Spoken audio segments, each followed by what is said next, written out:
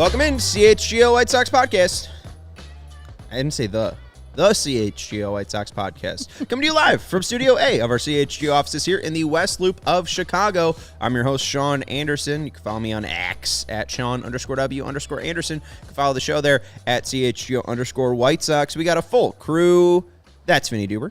Follow him on Twitter, or at Vinnie Duber, and that's Herb Lawrence. Hello. You can follow him at Ecknerwall23. I guess it's not a completely full crew. I would say the full crew includes Stephen Nicholas. Yeah, he's not here. A tip of the hat. He's probably watching. He probably is. Probably pumping iron. Stop watching, Steven. But Lawrence Benedetto is producing us today. You know, it's weird that you are the only one in, I believe, the entire world, Sean Anderson, that has decided to call it X. No one else calls it that. It's Twitter. He's doing it to make fun of it. And we're Chicagoans, too. The building right behind us, which you can't see, always going to be called the Sears Tower by Chicagoans. I love the Sears. Sox play at Comiskey Park, as we know. Sure. Yeah. U.S. Cellular to me. Or even some people even call it Sox Park. I And they just- were not yeah. alive to call it Sox Park. It just seems like, I don't know, we don't like change, which is fine. Because especially that change. That change is stupid. I mean, does anybody call Macy's Macy's? The Macy's building? Yeah, Marshall Fields. Yeah, Go down to Marshall Yeah, Fields. Marshall Fields, yeah. Yeah. Didn't they close? The company no longer exists. No, not Marshall Fields, yeah, but Right. Macy's. Macy's I still feel like- alive. Oh, okay. Well, Yeah. I thought they sold the Barely. building or something. Anyways, I introduced everybody. We're all good? All right. Welcome in. We're going to chat a little bit about the White Sox, if you wouldn't guess. We're going to talk about 2023, what's left to watch. Vinny wrote an article at All CHGO, posted right after our show from yesterday, so go read that. You can get his insight on what he's watching for the rest of 2023, but we're going to discuss it here. We're going to get his thoughts here, and it should be a good, fun time. We always try to have a fun time with our people in the chat who are always hanging out with us. Shout out to Slush Poppy, happy belated birthday, Baseball Tossed, and Matthew Lucas as well. Make sure you're hitting the thumbs up button, but also our diehards, too. We do have an icebreaker to start us off from our lovely CHGO Discord, also the CHGO Lounge from our guy, Stephen Gottritt. Ooh, that's small. Who would y'all... Yeah, I was going to suggest next time you do this, like, crop your screen so that it's skinnier, and then it'll be taller. Or you need to do that thing on your phone where you can make it gigantic, like for old people. Yeah. Ooh, You know, yeah, I where can like do that. all the text, like you can get like 3 words on your screen at a time. Yeah, there's a... I don't know. You probably I'm know. almost there. You know that screenshot from the Sox Park crowd of Oh, that yeah, old man yeah. texting with a Yeah. 200%. Ooh, mercy. Yeah, and his message is not for work. Yeah, Not no. safe for work at all, friends. Yeah, no. Kid right times. next to him, too. Good Mercy, times. Jesus. So sometimes your text can be too big, but I'll take that into consideration. Thank you, Lawrence. Stephen writes, who would y'all like to see called up this year to cover second base, center field, shortstop, and catcher? So I'm gonna addend this a little bit because amend this. Thank you, Vinny. Whenever I need a word, I ask Vinny, hey, which one should I use? It's literally all I'm here for. I'm never good with the right one. You're very helpful. Let's start off with center field. I don't think they'll need somebody to replace Luis Robert in center field because, as you said, he's likely going to be playing tomorrow. I mean, that's what we heard from the White Sox. I don't envision Luis Robert Jr. going on the injured list. You saw in the few games that he was out this weekend, they moved Oscar Colás over to center field. Obviously, played there a lot in the minor leagues. So that's a perfectly fine stopgap. But, yeah, I don't think it's going to be any sort of long-term issue. But, again, we'll see. We've had let's call it evolving situations with numerous injuries over the last few years. So who knows? But the most recent word from the White Sox is that he's hopeful to play tomorrow when they start that 2-game set with the Cubs. And we're still awaiting word on Tim Anderson's suspension. I thought we would have some word or something today, but still no word as of yet. So it's likely that Tim Anderson will serve a 5 to 6 game suspension. I doubt that it would get reduced that much. I mean, and anecdotally, yeah, when they reduce suspensions, it's only by a game or 2. So I don't think he'll just erase the suspension altogether because he will have some culpability in that fight where Jose Ramirez served 2 games. But, yeah, 5 will be, I think, the minimum games he'll serve, and 6 will, of course, be the maximum. So I look forward to MLB and Tim and their representatives to hurry up and get it done. The season's almost over. Come on now. Yeah, and as you mentioned, I think once that happens and Tim has to serve a suspension, I think Pedro alluded to Lenyn Sosa, right? I don't know if that's going to be the case. Okay. I don't know if that would be the case at all, actually. I think what he did say is that, and this was not even in terms of him being suspended, but just him not playing, you'll see what you saw yesterday. Elvis Andrus at shortstop and Zach Remillard at second base. I think that's what you'll see for a while. The allusion to Lenin Sosa from Pedro struck me as maybe September call-up, but who knows? Anything can happen between now and the end of the season. Certainly Sosa's numbers at AAA have been really, really good, making people take notice, but he's been here before with pretty poor results. So we'll see when they decide to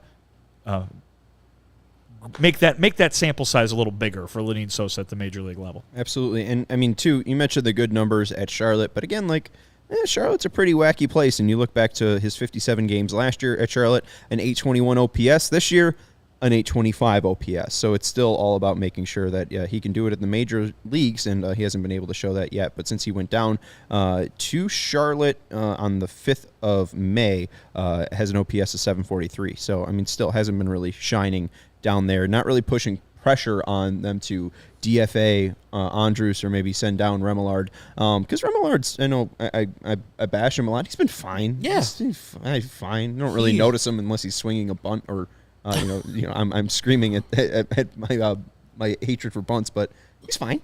Yeah, on a team where you have to question sometimes effort or, does he want it type of stuff, one thing you'll never question is Zach Remillard, at least in the brief sample that he's had.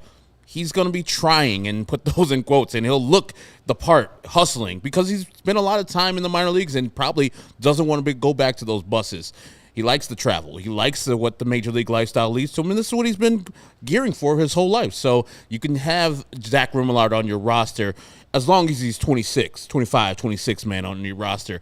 White Sox are counting on him a little bit much, but that's why they're 25 games under 500. Not because of Zach Remillard, but because they have to play him a lot, and other players of his ilk. And maybe something else will change, but it seems like for the rest of 2023 at second base, we'll see Elvis Andrus, Zach Remillard, Tim Anderson, and Lenin Sosa in some regard, shape, or form. But if I had to ask you guys to theorize, or maybe, I'll give you three choices.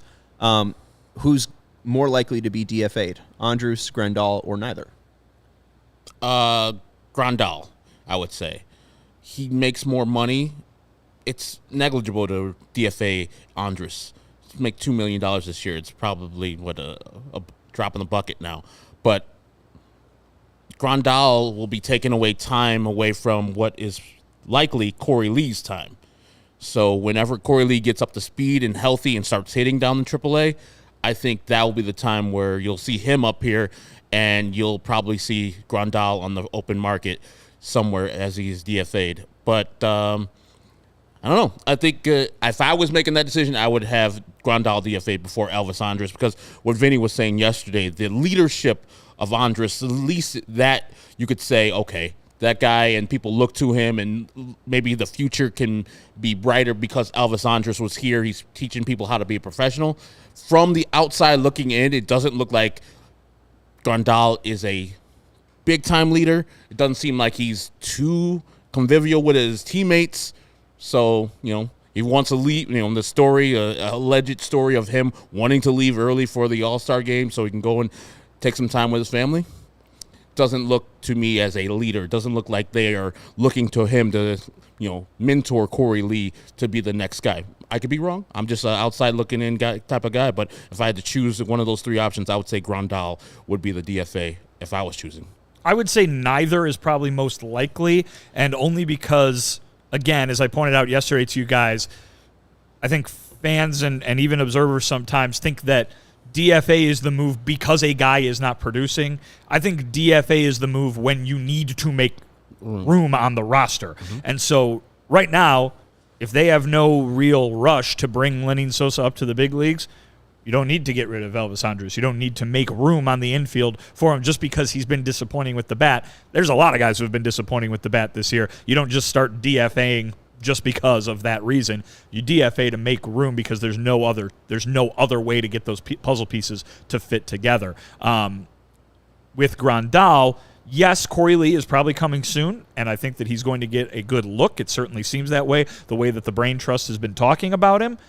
But Sebi Zavala is on the injured list right now, and I don't know We haven't really heard when he might not be on the injured list anymore. And if his injured list stay is going to be rather lengthy, I mean, they've been carrying 3 catchers. Is there a reason that you need to get rid of Yasmani Grandal to clear room for Corey Lee when you've been carrying 3 catchers anyway? You've found room for Carlos Perez. If Lee has a better chance of being in the future than Carlos Perez, why don't you just send down Carlos Perez or continue to find room for 3 catchers? So I don't really see either of those guys being a complete block, a roadblock to either Lee, Sosa, or whoever finding a way onto this roster. And so I would probably say that neither is the most likely, but things can change, and we'll see what happens. The only reason why you would want to DFA Grandal in that case is if Corey Lee wasn't on the 40-man, which he is on the 40-man. So there's no necessarily need to, as Vinny would say, DFA Yasmani. But I would just say, I don't know what's going on in the clubhouse, but it seems like a toxic clubhouse. So let's start. And they addressed it. They said we started to get some of that, culture people out of here and changing the culture with some of the trades at the deadline.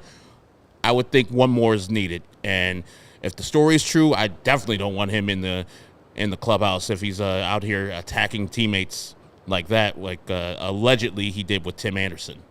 Right. I don't know on who might be released or not. We did see Andrus come over, though, from the A's when they released him to start a youth movement. I don't know if that's similar. And Mark Kotze, when he said that happened, it was mainly because Elvis really wasn't happy with the direction with the team. So, if Elvis Andrus is unhappy, then maybe they make something work to appease either of those players. If Grandal is happening, maybe they release him to, out of respect, to maybe get him out of the situation. But the roster's got to be complete before September 1st, right? If you're going to be playoff eligible, I believe. So I would think if you're doing a favor like they did, well, not necessarily a favor, to Elvis and say, hey, man, if you can catch on with somebody as a bench bat or somebody who needs a shortstop. Bo Bichette's got hurt. I know they got DeJong up there in Toronto, but he can get on with some team and help them as he helped the White Sox last year. But I don't think he has any usefulness other than being off the field and telling the players how to be professional, even in years where you're not competing. You still have to go out there and give it your all, not give up at bats, even though you're 25 games out. Yeah, and it still makes me sick that they're 25 games out. Just hearing you say that. Let's move to our next thing, though. I mean, kind of a nice segue there. Them being 25 games out kind of has caused people not to go to the game. I want to play a little game with you guys because John Heyman did a report today. MLB attendance is up 9.3% over the year. Oh, never mind. Well, there you go. I was going to have you guys guess the my 6 bad. teams. That's my bad. It's okay, Lawrence. Yeah, There they are. It's these 6. The White Sox. The White Sox are one of them. Ert, do you want to try to go for all 6? I still won't get the context clues. The Nationals, Tigers, Dodgers, Giants, and let's say the Brewers. And then the Brewers. Look at you. Good job. 32, only 32 per game. Sorry. Less than last year. That's all right. Right. Well, that's the thing is, some of those teams, you can look at the Brewers and they're near the top of the NL Central. They're having a successful this year. The Giants are having a much better year than they were in 2022. The Dodgers are going to win 98 games. It's about less than 10,000 fans for a year-over-year difference for the Dodgers, Giants, and Milwaukee. So, how much is really 32 people? And when the Dodgers have 50,000 people, and so 165 fewer people each Right. game, it's they're not missing them. It doesn't show up in the stands. The only two that really do show up in the stands are the White Sox and the Nationals, and maybe the Tigers, too. The Tigers are actually, I don't know about the record, but they're in a better spot standings-wise than they were a year ago. So Very true. that's something that people in Detroit can say. 32,000 less people are going, though. Maybe they haven't had their Yankee series. Maybe one series where the Yankees come to town just sells out the place 3 times. We saw the Sox took for the Cubs to come to town for them to sell out. And I think the rate. The month of September is also the Tigers' attendance going to change because likely the last time you're going to see Miguel Cabrera on the field, a send-off to him, and they might get closer to what they were at last year because they need to celebrate that man. Probably sell out the last game at the very least. 100%. Yeah. I might even go up myself to say goodbye to the man. Really? one of the best hitters of all time. I Damn. tip the cap. Herb. Could have been a White Sox. Ambassador of baseball, Herb Lawrence. Who doesn't want to see? And that ballpark's all right too. Pizza's terrible. Is it that bad? I like Detroit style pizza. I mean, No, I mean Detroit style pizza's bad, but Oh, they have they Little serve Caesars. Little Caesars, yeah, right. But they have Little Caesars Detroit style pizza in the stadium. Sure. Which is But that's like all you know, right. Do they have It's like crazy Pizza bread Hut. though? I Exactly. love isn't it like Jets? I love It- crazy yes. bread. It's like Jets. Yeah, you've had Jets before. You like crazy bread? Yeah, wasn't that Little Caesars? Yeah, I know, think they man. did. I've never had Little Caesars. You're Little kinda, Caesars. You're kind of lucky because you We live in the This pizza is like, mecca of again, the world. This is something I'm thinking of from like 40 years ago or something. Like crazy, I think was a thing that I don't Yeah, know. it's Pizza.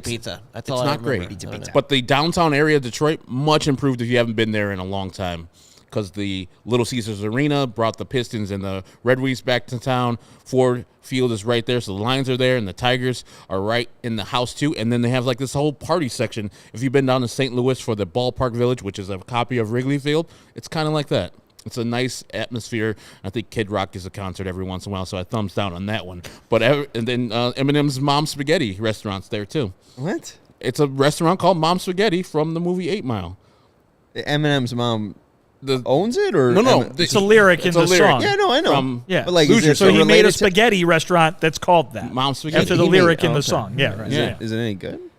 I didn't try it. I mean, it's like fast food and I'm spaghetti. not. Yeah, I'm not going Right, out to I mean, get that sounds spaghetti pretty anywhere, much less at a restaurant. If I go to an Italian restaurant, I'm going to get some real Italian food. I can have spaghetti at my house. And let's be honest, again, I'm no connoisseur of rap or hip hop here, but Herb, if I'm not mistaken, the lyric of the song is that he threw up the spaghetti onto his shirt. Yeah. So that's not really No, very it's not an appetizing at all. endorsement. Yeah, not endorsement at all.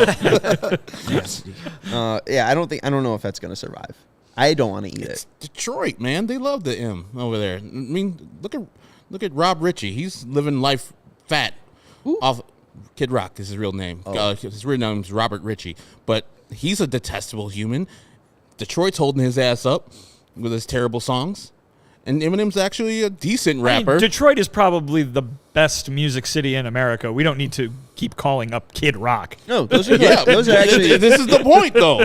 It's that guy is not that great, and Detroit's like, that's our guy. We love him. Famously, in my life, there are two notable Detroit musicians. It's Kid Rock and Eminem. So I think Herb is Got preaching. the whole here. Motown thing. Jack Yeah. White. I wasn't alive Motown. for Motown. Yeah. How about Jack the White White? Stripes? Yeah. Jack White. Is he from Yeah. Detroit? Yeah. Very much so. Okay. yes. Well, isn't Yes. Three it's in man- Nashville. Third Man is in in Nashville, Nashville. but yeah. Okay. They have an outpost in the Motor City. All right. I saw him in Detroit last year where I was did? there for opening day. Yeah. Did you take a picture? No, you can't. You have to put your phone in a locked pouch. Yeah, those are awesome. oh, I love those. Oh, I mean, I No, did no, no, no. I also thought you meant- visually see yeah. him, but I, yeah, mean, I saw him at the Aragon. I didn't have to put my phone in a pouch. I have a photo if you want to see. that it. was years back. No, no, I just like this past tour. You didn't have to put your phone in a pouch? Hell no. Could you imagine them trying to make 5,000 Chicagoans put their phones in things? That's and how long literally that would what they take? do on all his tours. That's his rule. Oh, that's good. I don't know. I wonder if the Aragon just said no. Probably. Huh. Because I've been to two. I saw the Raconteurs in D.C., phone in the pouch, and then they lock the pouch, and then when you leave, it's like the tag on the shirt at at the store or whatever. They've got just like some little thing that takes it off right away. But yeah, and then I had to do it in Detroit last April. That's the same thing if you ever go to the Comedy Cellar in New York. You have to put your phone in the pouch Sure. during the show, so you're not. People are trying out things for their tour, their Netflix special, whatever, and they don't want you to be leaking stuff all over the internet. Right. So their jokes are ruined, and everybody sees their jokes for the third or fourth time while the special comes out. It's raining very hard right now. It is. It is. Is it picked up on? No, I don't think so. I can hear it through the yeah. headphones. that I I'm liked wearing. when Herb said. If it sounds like we're yelling, that's why. I liked when Herb said "drop in the bucket," and I can hear literally just drops of rain in a bucket over Yes. here. Final thing, just with the attendance though, Sox. You look at the year-over-year difference. They're approaching nearly 3,000 people less per game. Nationals are second, and they're approaching 2,000 people less per game. It's mainly just because Melissa brought this up yesterday. I mean, this is they're on pace for the 10th worst season out of 123 years. So it makes sense why people aren't showing up. Well, I think, and Herb, you can probably shed some more light on this, but if I'm not mistaken, from the recent history of this team and the fan base, it's a reflection of the year prior. And so, if I remember correctly, in 2005, Attendance wasn't terribly impressive. In 2006, it was fantastic. Yep. And so attendance being down, attendance was good last year because it was a reflection of what they did in 2021. And so now you've got attendance quite a significant drop, certainly the most of any team in baseball, as a reflection of how disappointed the fan base was with last year's results. I would not expect those numbers to get dramatically better unless they have some sort of wild offseason moving into 2024 as a result of how disappointing they've been this year. I did a research project a couple years ago, and I haven't done it since probably 2020.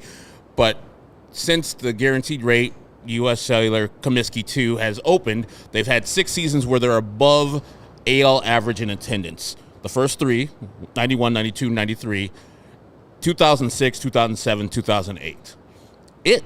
And then, maybe in 2021, I didn't check the numbers in 2022, but it hasn't been a lot. And the White Sox fans have shown their disappointment in last year, the offseason the White Sox had, and then just like the whole thing that's going on with the White Sox where fans are boycotting. They're angry. And now anger's turning into apathy, which is very bad. You don't want them to be apathetic and not be mad at your product anymore, because if they're mad, you can fix that. If they're apathetic, they won't come back. So they're in a position right now where they need to gain the people who are just angry back. And those people who are apathetic, they're just lost. The game, the game is lost. And with the Cubs doing so well, those people can spend their money in Major League Baseball elsewhere. So they're doing that. And it's sad that the White Sox have come to this, but I'm glad that the White Sox fans have shown their disappointment with their dollar and not showed up to the ballpark, where most teams in Major League Baseball are having, more people come through the turnstiles for their games this year. And the White Sox fans are like, no, we're not doing that. Well, I mean, I'll say this. It's not the vibe that I get going to so many of these games. It is not St. Pete. It is not Oakland. It is not like games that I covered way back when in Kansas City. Like, there are plenty of White Sox fans going to the games, and especially on the weekends, the places, it's not full.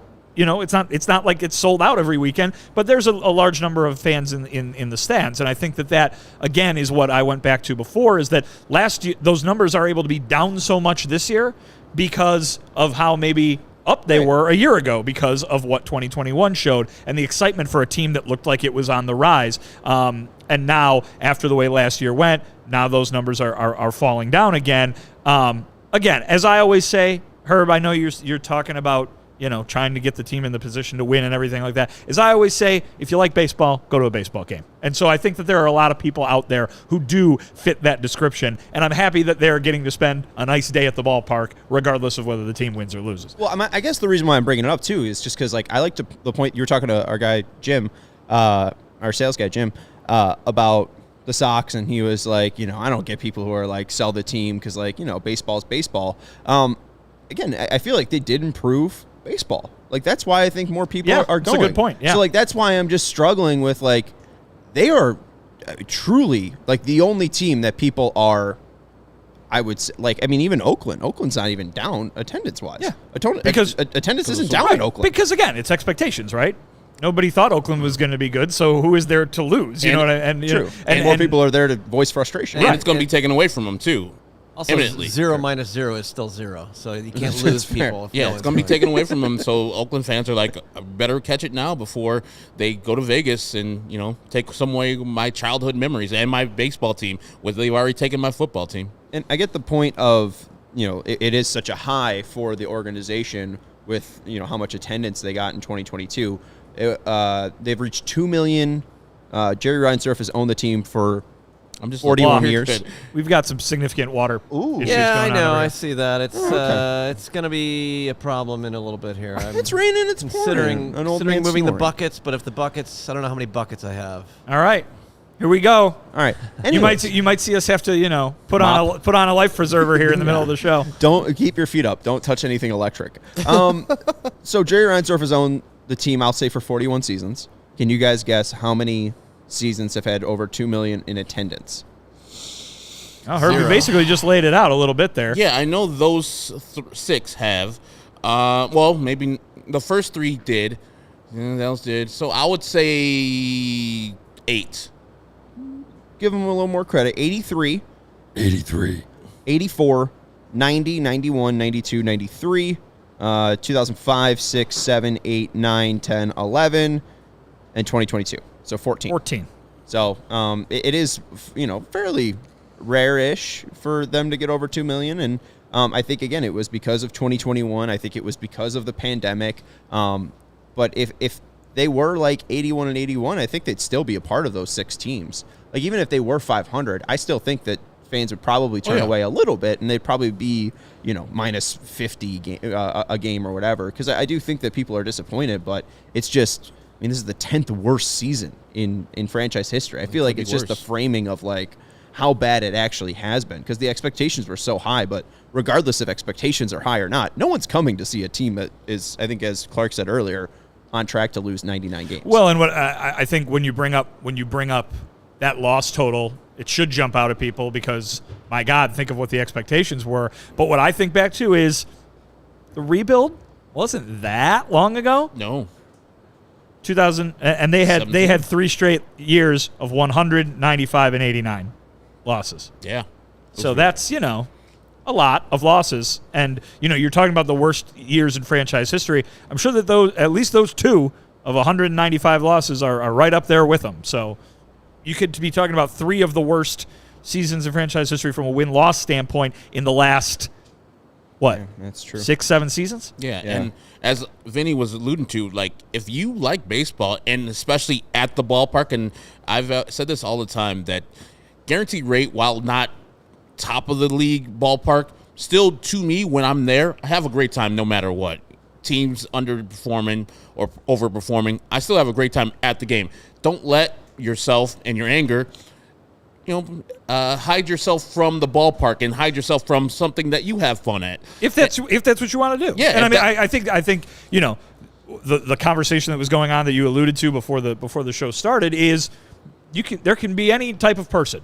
If your whole thing is I'm never going to give them money because I'm so mad at their chances of winning are not high, then that's the kind of person you are. More power to you. If you're the kind of person who says, boy, I really like to sit in the seats and watch a baseball game on a summer day, win-loss does not matter to me, more power to you too. You know what I mean? And so I think when we get kind of enveloped in the angry social media comments and the very much, oh God, we very much care about the direction of this franchise, every little move on the chessboard kind of thing, there are a bunch of other people out there who are like, all right, well, hopefully they win today, and if they don't, I don't care, kind of thing. So there are so many people who are painfully aware of the White Sox signing Travis Swaggerty, and there are so many people who are blissfully unaware. And both are great, and we welcome both to watch our program every day. What's up, Daniel?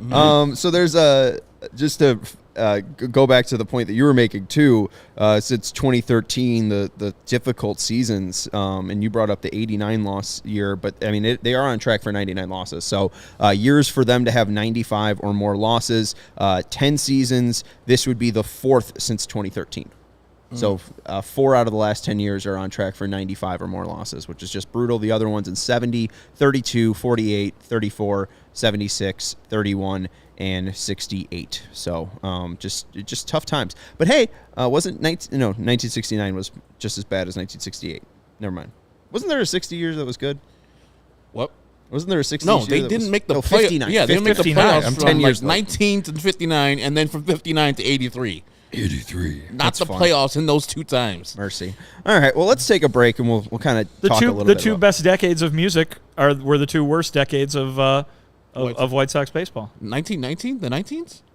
No, the White Sox were good then. Yeah, I thought 1950s and 1980s. No, the 60s and the 70s. Yeah. Oh, I got you. That's what the White Sox are just chilling, listening to music Yeah. instead of playing good baseball. Exactly.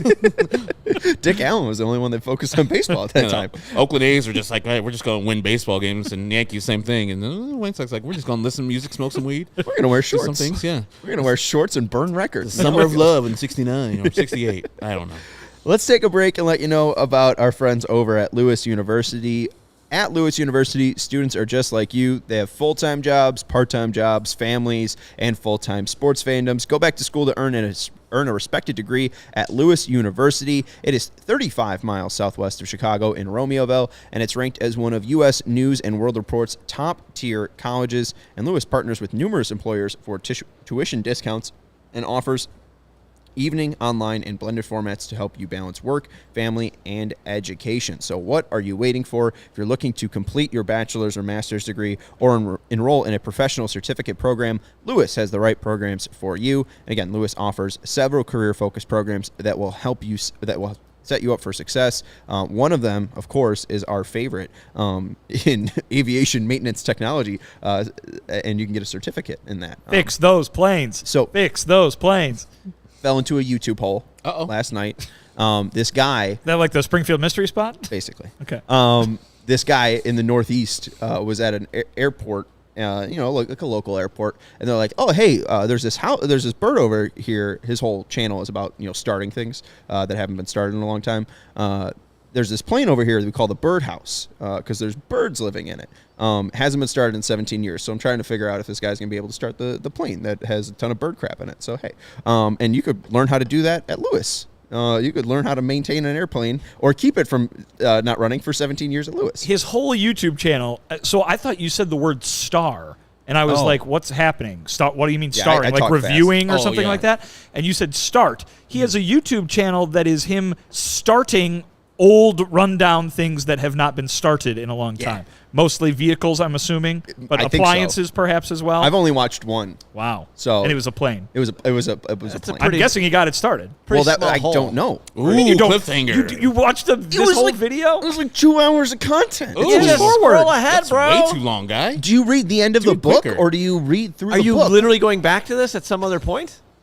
Maybe. No, that's just unsatisfying, Sean. How do you just not skip to the end? It's like, oh yeah, you got the plane I fixed think it's a and very go. in-depth thing. He gets to keep the plane if he starts it. I mean, what if he... I'm sure he Wait, does he did go it. around and negotiate things with these people? He called the owner, and he got a written piece of paper where he owns the plane for free. The deed, he if gets- you will. if The he deed gets- to the plane. Exactly. Indeed. If he starts the plane, which he hasn't yet.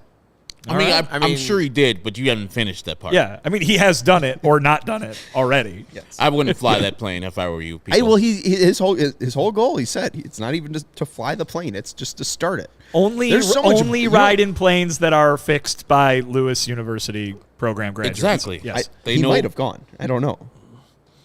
Hopefully he did. He didn't go in depth about his education.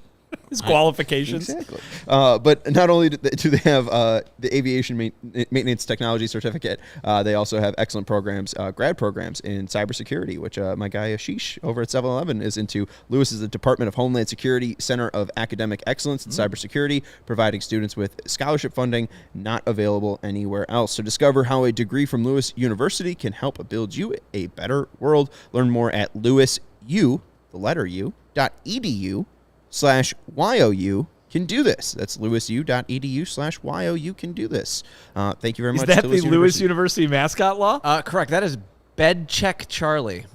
Excuse me? Yes, exactly. his name? What's his name? So Jay Zawoski, of course, of the CHGO Blackhawks podcast, is a Lewis University alum, I guess is what he is. He is. And he told the story of Bed Check Charlie, as in checking your bed at the end of the day.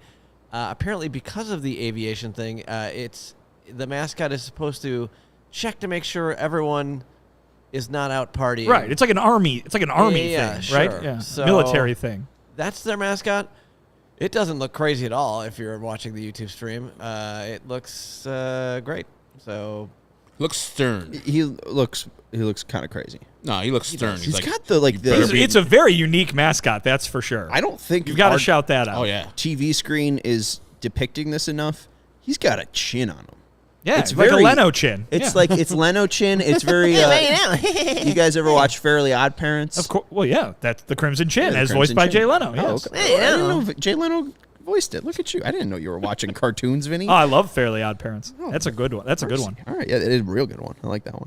Oh Anyways, my God, you're making him huge on our screen. Nobody can see it. Oh, here he goes. Oh, God. hold on. big. Anyways, the final, our next advertiser that we want to let you know about is Game Time. Herb went out to Guaranteed Rate Field to celebrate Slush Poppy's birthday, and Courtney was like, "Oh, I need to buy tickets." She was stressing out in the parking lot. No, she wasn't. Herb. No, she wasn't. No, she And wasn't. She Slush got Poppy Game Time. was there, and he saw the transaction. We went into the game. It was great times. White Sox lost that game, of course, but I got to see a Yohan Moncada 4th home run of the year. He crushed that ball. And it wasn't stressful because buying tickets to your favorite events shouldn't be stressful. Game Time is the fastest and easiest way to buy tickets to all the sports, music, comedy, and theater near you. Herb went to see a Sox game. Vinny went to go see Nathaniel Ratliff and the Night Sweats at the Salt Shed. They got killer deals on last-minute tickets to anything you want to see, and their best price guarantee. You could stop stressing over the tickets and start getting hyped for all the fun you'll have. Again, the Game Time guarantee means you'll always get the best price. If you find tickets in the same section or row for less, same section and row for less, Game Time will credit you 110% of the difference. Herb found that down in Atlanta, reached out to Game Time, and in less than 12 minutes, he got 110% of the difference. So make sure you are supporting our great sponsors over at Game Time, because they gave us a code too to help you out. Snag tickets without the stress with Game Time. Download the Game Time app, create an account, and use code CHGO for $20 off your first purchase. Terms apply. Again, create an account and redeem code CHGO for $20 off. Game Time. Download Game Time today. Last minute tickets, lowest price guaranteed. Thank you for the depiction too, Lawrence. Yeah, look at you. Going the game on. You can get some great views of most of the field at Wrigley Field. Yeah. And make sure you're using those seat viewfinders too, so you don't buy a definitely. pole. And see which you can see which post you're behind. Yes. You wouldn't be able to see Nick Madrigal behind that pole if he's playing third base on Tuesday or Wednesday or ever. Thank you to Game Time. Let's jump in. We chatted about that report from, I was going to say Martin Maldonado, John Heyman, two very vastly different people. Maldi's out there reporting things. Yes, now? he is. Wow. John Heyman got kind of scalded by Rick Hahn back in June when Scolded. Yeah. See, this Scalded means like burned. Rick Hahn's like, here's some water. Here's the cauldron on your ass. He burned him with words. Rick Hahn's throwing like freshly used French fry grease on John Heyman. No, it was the Lewis mascot. Oh, Here's no. a cauldron. I'm gonna make sure you're in bed by this time. He Bed check Charlie. That's who you're off the referring to. screen. He's still on the screen. Yeah. He's bigger now. I don't like that he's bigger. Whatever. Rick Hahn was mad at John Heyman for his remark on 670 The Score, saying that Pedro Grifol could be a one-and-done manager after the year. Heyman's quote was, "I would say they're giving him the year likely, but among the managers, I would say Oli Marmol is probably in greater trouble based on the expectations of St. Louis and the performance of that team. But Grifol can be in great standing at this point. They have underachieved immensely," and said that regarding just, his frustration around Jake Berger at the time, that maybe he could be a one-and-done manager if he is frustrated with management and they're possibly frustrated with him. Now that we have seen this season play out more, and that was rightful. Rick Hahn was somewhat rightfully upset at the time. Yeah, I mean, it wasn't very clear report, that wasn't very clear that Heyman was speculating. Yeah, they didn't get it from someone. Right. He was just speculating. The John Heyman way, as I'd like to put it. It was very odd. It was very weird that they grabbed that specific thing and then what's the word? Aggregated it. Like, I don't know. Like, it didn't give, I think, the conversation the best light as well, because it was kind of the back and forth between Mully and Hall. Like, it was more conversational, but again, just when you see it in words, it did look pretty bad. But what do we make of that report now? I know, obviously, in June, it wasn't a report though. Right. Yeah. What do we make of the remark and the possibility of him being one and done? Because obviously there was that remark, but I don't think there has been too much smoke to this fire. But you, in your piece, mentioned management or regime change. We've talked a lot about Rick Hahn and possibly Kenny Williams in that vein. But hey, could it be Pedro Grifol? I can see, like, a thing would be like, hey, sometimes when a head coach of a team needs to save his job, so he sacrifices like an offensive coordinator that he hired. That's why I can see where Pedro can get dismissed. Rick needs to save his job, even though I don't think his job is in danger. But hey, you got to give the fans a pound of flesh. This didn't work out. We were supposed to be competing, and we're this low. So your ideal for a manager / leader didn't work out, so he needs to go. But for the most part, I think Pedro's coming back because the guys who hired him, Rick Hahn and Kenny Williams, will be back. But he deserved to be let go with the only understanding of this team was supposed to be better. And not only better, they're in the worst division in baseball, and they're this bad. You can kind of say last year was a fluke, and that's disappointing. And as Vinny points out, they're 25 games worse than last year. With this guy coming in, mostly the only change that they made for the major league staff, and of course Benintendi and Clevinger on the team, and of course some other minor league and relief pitchers. But Pedro, from going from Tony to Pedro, it hasn't worked out, and people can say, hey, if you're supposed to be the guy who's getting them prepared to kick everybody's ass at 7-10, you failed on that miserably, and your clubhouse isn't cohesive as a manager should have it at the point of August, September. So, we can do a mea culpa and say, hey, we thought Pedro was the guy, but he isn't, so we're going to go with different guy. But ultimately, I think that Pedro's coming back. He definitely deserves to get dismissed, like the two guys who are ahead of him, but this team doesn't do those things. And I think you wrote in your article, Vinny, usually somebody at this point with the bad records the White Sox would have, some heads on the stake. The White Sox don't operate like that. And so ultimately, Pedro's going to be back on this team, managing this 2024 team. But don't mistake my thinking that he's coming back by saying that he deserves to come back. I don't think he does, because this year has been that disastrous where a first-year manager can get fired and should get fired because the team isn't playing as well as they should be at this time. What you said about what he was hired to do and it being a complete failure on his and his staff's part is 100% true. He was the big change. He was the guy who was brought in to fix what was so glaringly wrong with this team a year ago.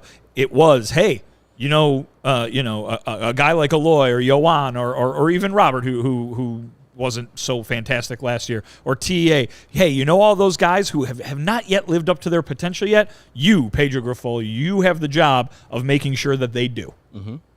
And they have not done that. Not at all. He has not done whatever he has done. I'm sure he's done a lot of work to try to make it happen, but it hasn't happened.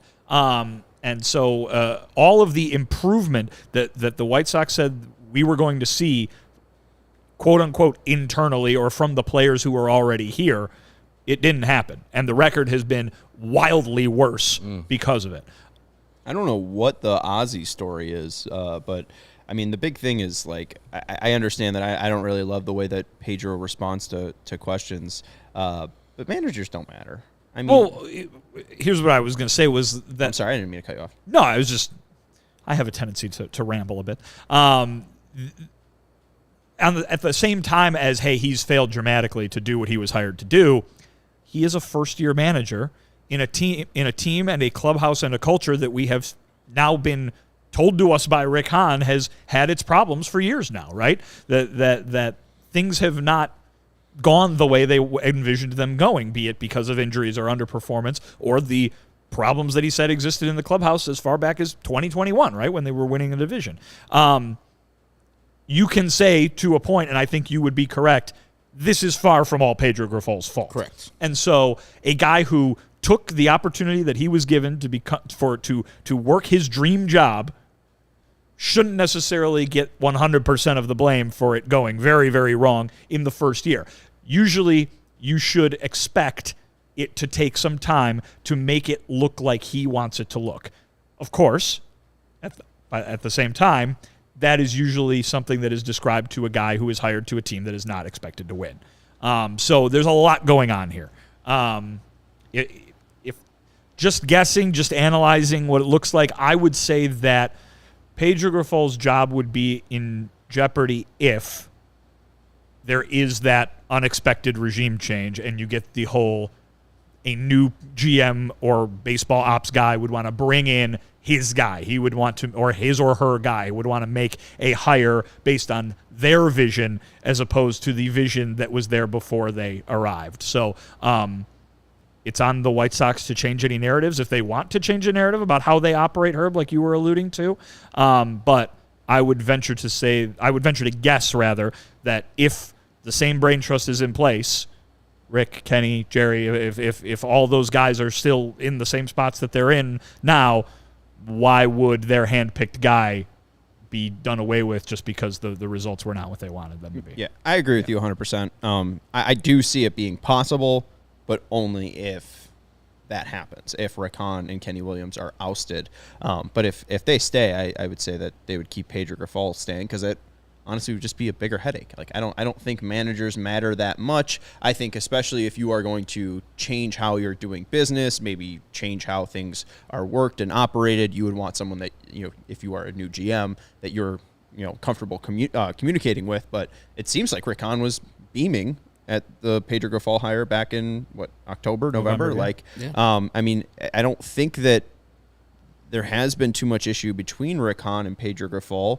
It seems like if anything, it was all just rumor or speculation from John Heyman in that one question. But I do think that it's very unlikely that Rick Hahn stays and Pedro Grifol is gone. So if they're fired, I could see Pedro getting let go, but if they're not, he's staying around. I would also bring up this point. We talk so often about the team kind of already being bought and paid for, and that they've invested in this core to be here for a long time. Mm-hmm. You say that managers don't matter, and I think when we talk about the outcomes of games, I'm on the same page with you right there. Mm-hmm.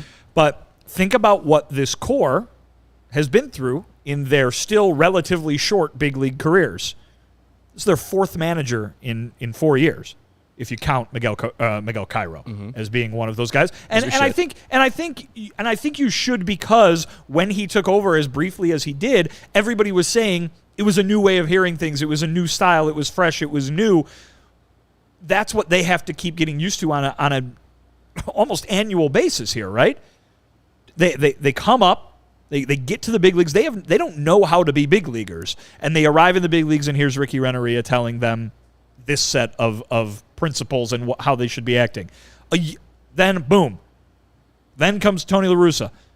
Before 2 years are even up, boom, here comes Miguel Cairo giving them a different viewpoint on things. Boom, the next offseason, here's Pedro Grifol giving them a fourth viewpoint and set of principles on things. These guys they haven't been around that long as major leaguers, and they've had to learn how to be major leaguers in so many different ways. It's like, I'm not saying that Pedro Grifol clearly not getting the job done is something you should just go, oh, all right, go give it another try kind of thing. But if you have this roster fairly locked in, are you going to do that to them again? You know what I mean? Are you going to do that to these guys again? Like, how much does these guys not being able to find consistency, not being able to find their footing, have to do with the fact that they are in a clubhouse or they're in an environment that has had a complete lack of consistency from the manager's position and the coaching staff to a lesser degree. But it seems like that is part of this story of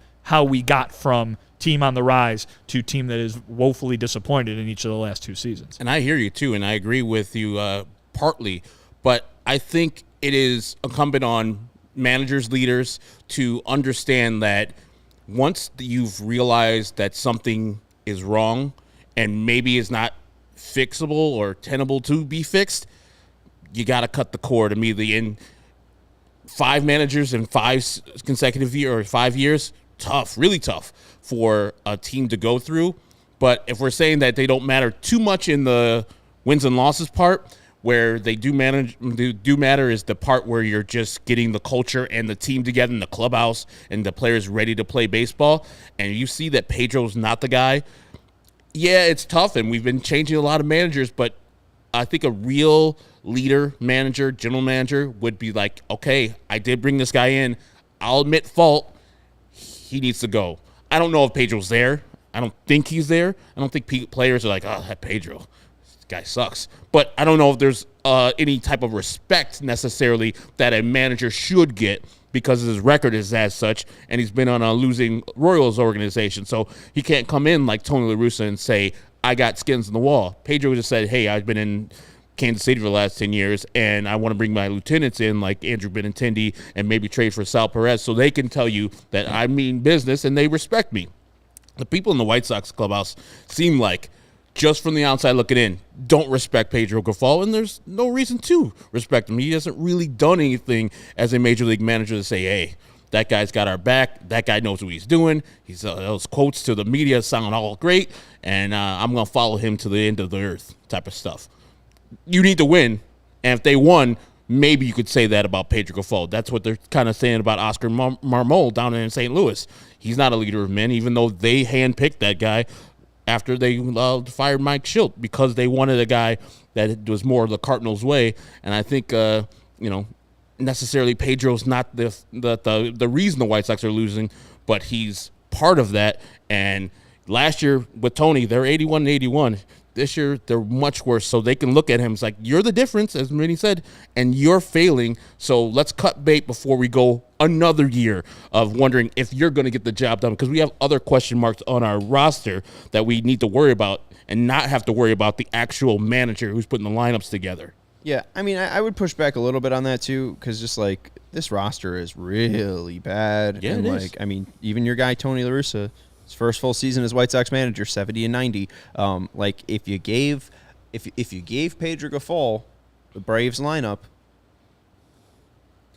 probably have 70 wins, right? Probably. You know? The Braves lineup. Exactly. I'm just saying. I would have 70 wins with the Braves. Yeah, really. lineup. Right. I'm just Go ahead, guys, do your thing. Like for that, when a team is that good, like it really doesn't matter who the manager is. But I do think, to your point, like that consistency does matter to some point because you don't want a fifth voice in there. And White Sox Tom brings up Ricky being let go after making the playoffs. I mean, it is probably a weird, like, the one guy who's had success is gone. Like, I mean, I guess Tony had success as well, and he had to leave because of health issues. But I do think that the consistent voice would be important to stick around. And with the Ricky Renteria thing, and I know people are romanticizing him now because of what's happened since he's been gone, but I don't recall a lot of White Sox fans boo-hooing Ricky being gone or him getting fired after that Oakland series. They were kind of, if you're going to fire Ricky Renteria, bring in, more analytic guy. That's what Rick Hahn was asking for because Ricky was kind of resistant to that. And then they bring in somebody who is more of a dinosaur in Tony La Russa. So I think the revisionist history that White Sox fans are going through right now and loving Ricky Renteria, pause, because October 2020, you guys were like, yes, finally, Ricky cost us that game in Game 3 where you didn't start this guy and you didn't hit this guy, and now you guys are all like, man, I wish we had Ricky Renteria back. Come on now. The difference there, and you're right, people were acting that way back then. The difference there, though, is that Ricky put the work in. I mean, everybody is rolling their eyes over all the Pedro culture-building comments and all of that. Ricky valued the same things, but Ricky had years to get that work done. Pedro had a month and a half of spring training to try and get that work done. And it wasn't even full because of some people at the WBC. Right. So, I mean, that stuff that Pedro's talking about is important, but the point is that was already supposed to be here when he showed up.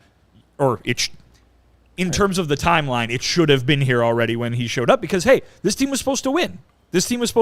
When Ricky took over from Robin, this team was not supposed to win. They had just launched a full-scale rebuild, and he had 4 years to build that culture and get them going. If you want to, you can.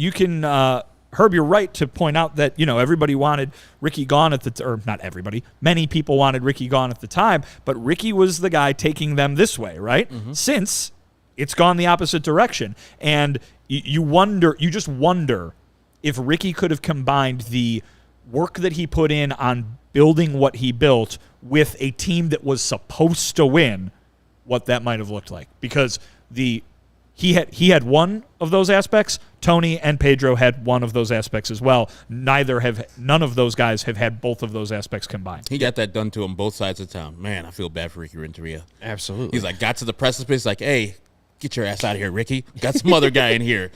We got the guy. Yeah. And that worked out for one side. Didn't work out for the other side. I'll get to the super chat in a second. Just a final thing on Ricky. I mean, like, you even saw it too. Like, it did.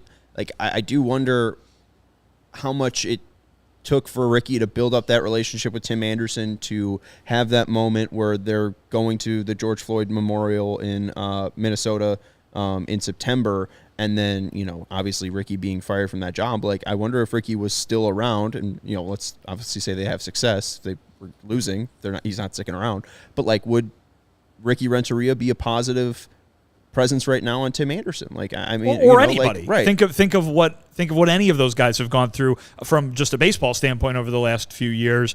Be it Eloy with the consistent injuries, or Moncada with the production and the injuries.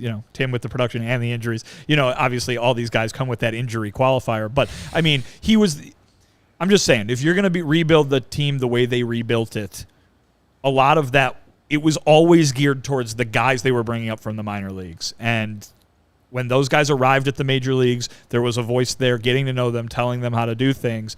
By the time they were in the major leagues and ready to compete, that guy was gone and they were hearing different things. Again, I'm not saying that it all would have worked out swimmingly. It could have been that they would have had the exact same win-loss records for the next 3 seasons. But you just wonder what might have happened had he been able to see those things collide of the work that was done to build it with the expectations of going out and turning it into a contending team. Yeah, and Aaron's asking if we watch the games. I actually twiddle my thumbs and I hammer my head against the desk. I don't watch the games. Stop doing that. That could be bad for your brain. Can't you tell? Anyways, we have super chat from Jordan here.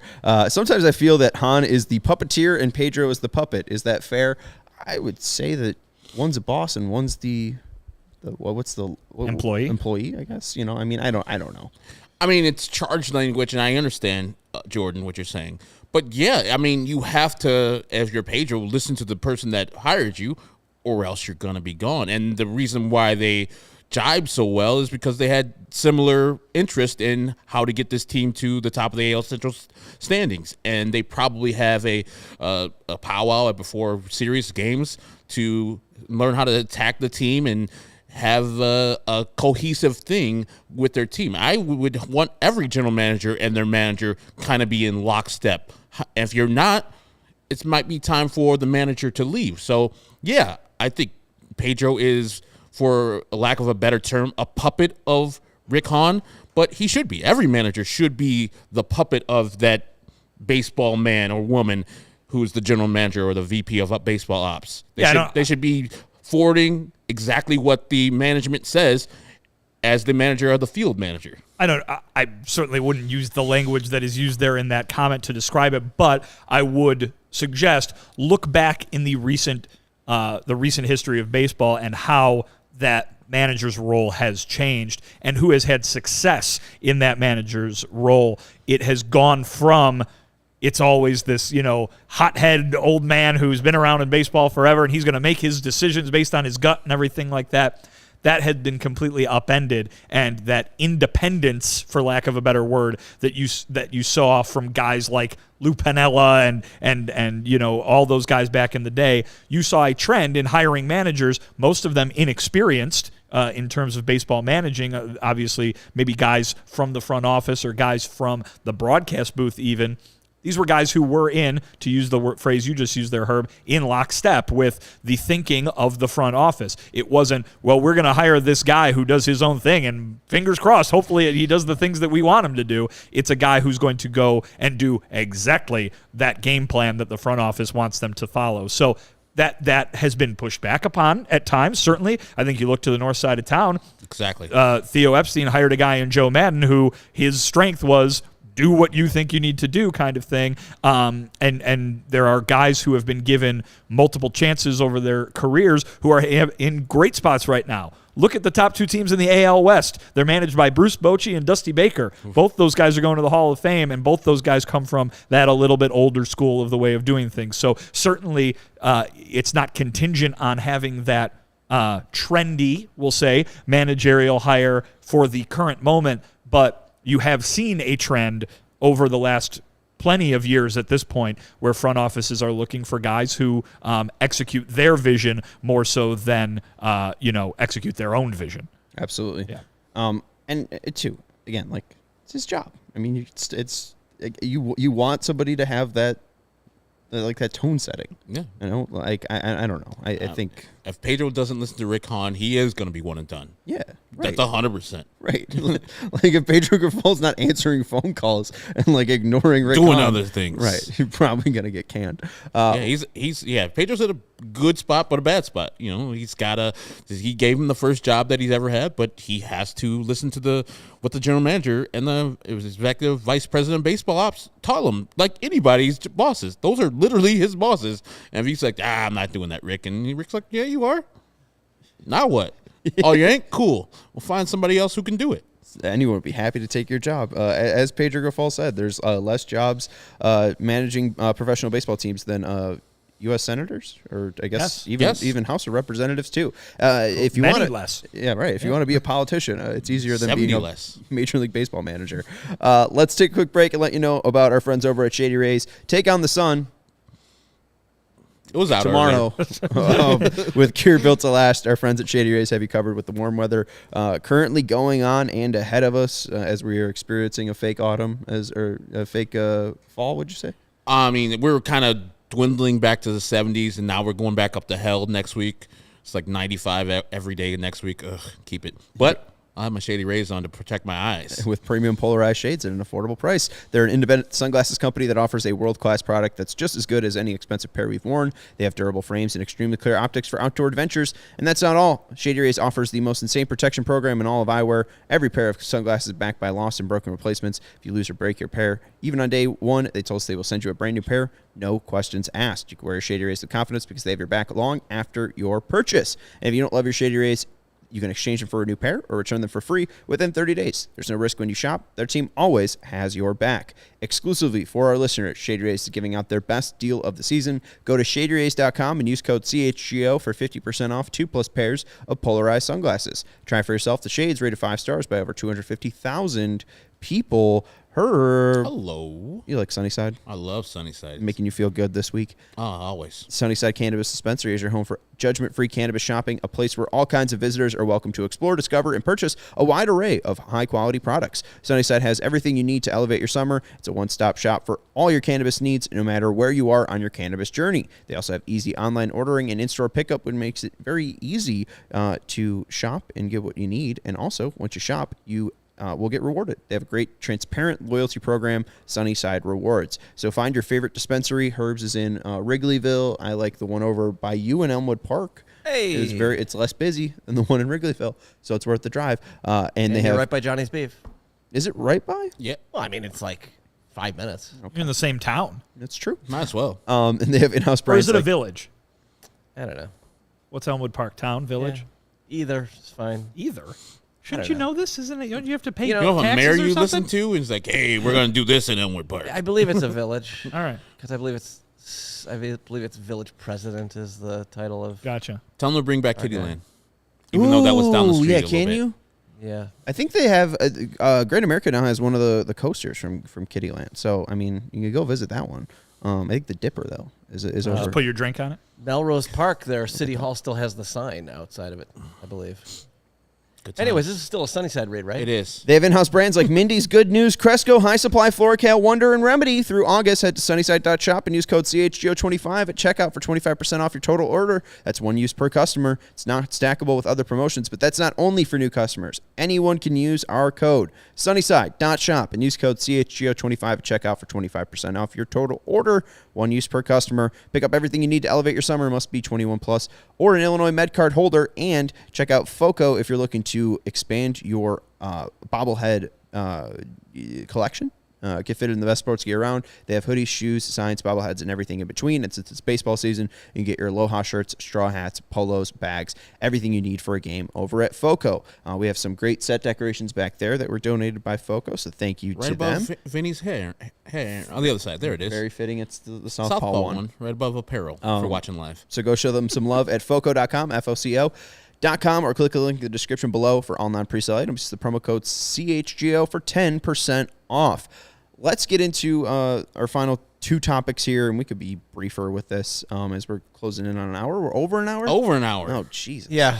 We're out here. Yeah. We've been cooking. Let's go quick. Oscar Colás Yes. was the opening day starting right fielder for the Sox in 2024.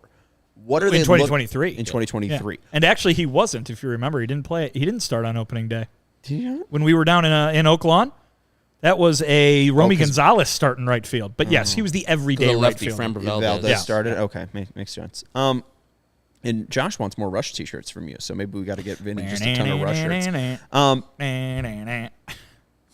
Is that a Rush song? It is. Oh, okay. Yeah. What, fast-paced rock?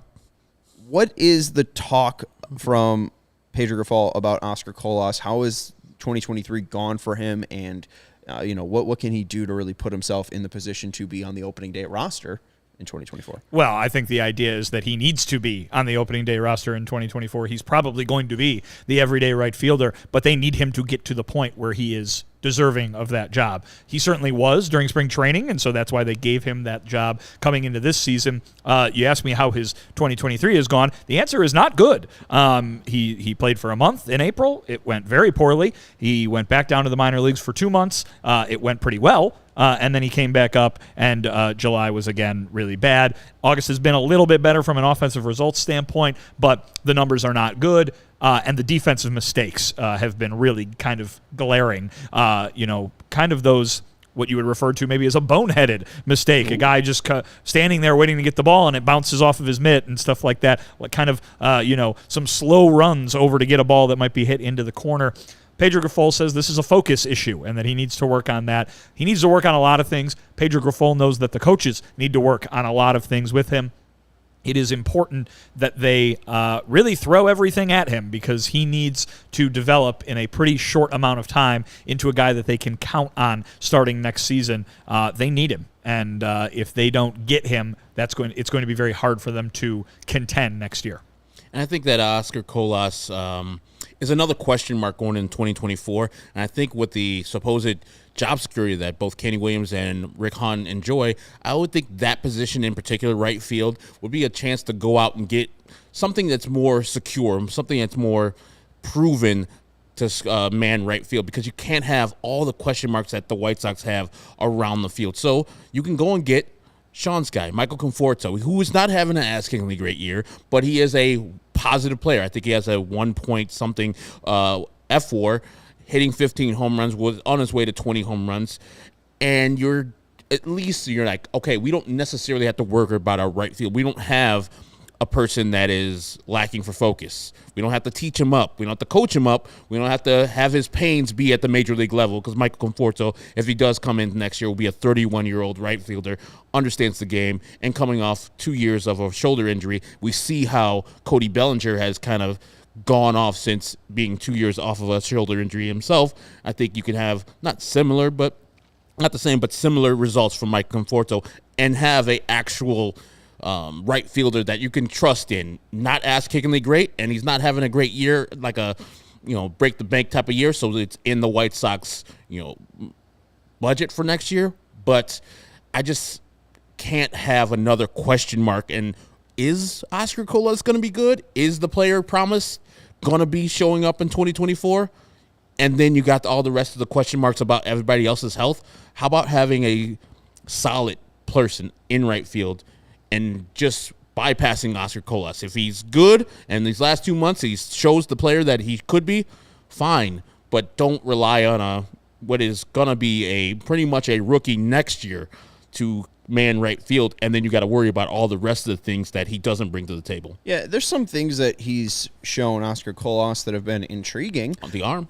The arm strength, 97th percentile, according to StatCast. His fielding's been above average as well. I'd like him to maybe use two hands when he's catching a fly ball, but so far so good. Because he doesn't. He does not. He hates it. And his max exit velocity hits, he's been able to show some of that hard exit velocity, a max exit velocity of 114.2 miles per hour. But again, it just really, there hasn't been consistent power. There hasn't really been much power at all. Yeah, and there hasn't been a plate approach, really. You look at the pitches that he has done well against, a slugging percentage of .417 against a changeup, not really great, against slider, 429, and against a four-seamer, 342. Really only the slider and changeup ones are interesting. The slider one specifically because he's got a batting average of 179. So when he hits that ball hard, it's often, but doesn't hit it often enough. So you'd like to see the plate approach clean up a little bit. But I agree with you. Just some sort of competition. Like if Oscar Colás is forced down to AAA to start 2024 because they went out and signed somebody, I have no issue of it. If they signed both Michael Conforto and Andrew Benintendi, who doesn't know how to spell Illinois, I'd be thrilled. You missed this. He doesn't know how to spell Illinois? He was at Pizza Portofino yesterday and took a beautiful picture that no one has ever seen of the Chicago River. Okay. In the Clark Street Bridge, and one of the boats passing by. Oh, that sounds lovely. And Great evening. the tag he used on Instagram was downtown Chicago, comma Illinois, ALLNOIS, or Yeah, I think 2 O's in there. He's like 2 O's. So Illinois. Yeah. Wait, now was that a tag that? Yeah, he that just would have been added preloaded by Instagram, by correct? some moron that but- already did that. Right. Well, I guess my point's like, He didn't catch the He spelling just error. wasn't Spell paying check. Also, do you need to tag it being Chicago? Yes, Why? because then people Doesn't can it find not you. look exactly like the Chicago River? I mean, Hello? I think he was He's trying from to, Cincinnati. He's probably got all his friends from Cincinnati are like, Stellar they don't tourist. know what the city looks like. guys, they have more than terrible chili here. Come here. They have pizza? What? You can eat on the river? Oh my God, it's so great. And Kentucky's not on the other side? Come here, dudes. We're gonna spell it wrong too. We're gonna just wrap this. I think now. At No, this let's point. keep talking about. We Andrew could talk about the. Benintendi's We could talk about the. spelling errors. Law wants to go home. Can you tell? We could talk about the pitchers, but we'll wrap this up. I do think that we'll see 2 more months of Oscar Colás, so we'll see what is in store for him and how he's able to develop and thrive at the plate. Real quick, I shout out to all the old faces that we've seen, some new faces too, James and Rick. We appreciate that. Some old faces like Shea Fidel and all of our great people like Matthew Lucas. Aaron, I just have a quick thing. Talking about watching the game and there's a difference between watching the game and watching and paying attention to what moves the manager makes and remembering all the bonehead moves he makes. Aaron, bless you. Because Gavin Sheets has been a pinch hitter 17 times, and what you're complaining about happened once this year. He has gone in against a left-handed pitcher once. Jake Berger was going to bat against Zach Pop. They switched it in Toronto for Tim Miza, and they pinch hit Sheets for Berger. So you are traumatized by one pinch hit situation by Gavin Sheets and Pedro Grifol. God bless you, Aaron. That's a very deep wound. Very clear that you're a diehard and you watch every game and take very clear and specific notes. Really, the move that Pedro didn't make that he should have is pinch hit Colás, because then he would have been facing Pop.